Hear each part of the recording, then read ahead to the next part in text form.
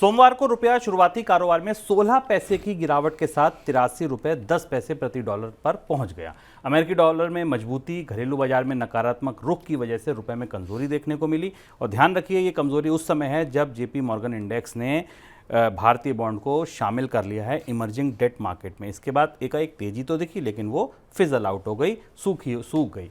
इसके अलावा विदेशी पूंजी की निकासी, कच्चे तेल की कीमतों ने भी रुपए में जो कमजोरी है उसको बढ़ाया। साथ में एक खबर और आई कि देश का विदेशी मुद्रा भंडार भी घटकर 4 महीने के निचले स्तर पर पहुंच गया। विदेशी मुद्रा भंडार 15 सितंबर को खत्म हफ्ते में 86.7 करोड़ डॉलर घटकर 593.04 अरब डॉलर दर्ज किया गया, जबकि 8 सितंबर को खत्म हुए हफ्ते में यह भंडार 593.90 अरब डॉलर का था। सर, ये दोनों खबरें एक साथ।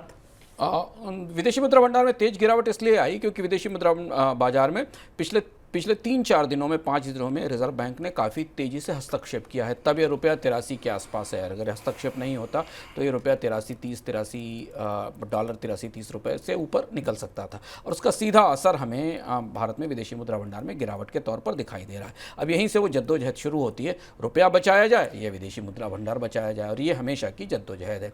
रिजर्व बैंक अपने रणनीतिक तौर पर मैनूवर करने की कोशिश करेगा, बाजार में कीमतों को रुपये की कीमत को निर्धारित पर थामने की कोशिश करेगा, लेकिन इसमें उसे बार बार अपने डॉलर को जलाना होगा। इस साल चूंकि विदेशी मुद्रा भंडार को लेकर चिंताएं थोड़ी ज़्यादा हैं रुपए को लेकर। अभी हमने आपको बताया कि विदेशी निवेशक बिकवाली कर रहे हैं। भारत से 10,000 से 12,000 करोड़ रुपए का फंड निकल चुका है पिछले एक महीने के भीतर विदेशी निवेशकों का। ऐसी स्थिति में जो डॉलर्स की आपूर्ति की एक बड़ी सब पाइपलाइन है वो थोड़ी बंद हो रही है, उससे कम डॉलर गिरना शुरू होंगे विदेशी मुद्रा भंडार में। निर्यात में तेज बढ़ोतरी नहीं है।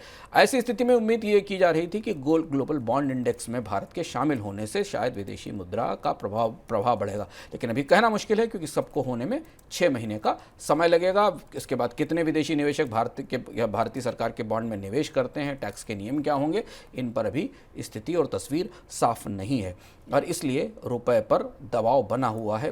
बावजूद इसके कि ग्लोबल बॉन्ड इंडेक्स में भारत के सरकारी बॉन्ड शामिल होने का बाजार में स्वागत किया गया, थोड़ा बहुत उत्साह भी दिखाई दिया गया, लेकिन रुपए का जो फंडामेंटल्स हैं, जिन फंडामेंटल्स पर या जिन बुनियादी कारकों पर डॉलर रुपए की विनिमय दर निर्धारित हो रही है, वहाँ अभी सेंटिमेंट काफ़ी खराब दिखाई दे रहा है।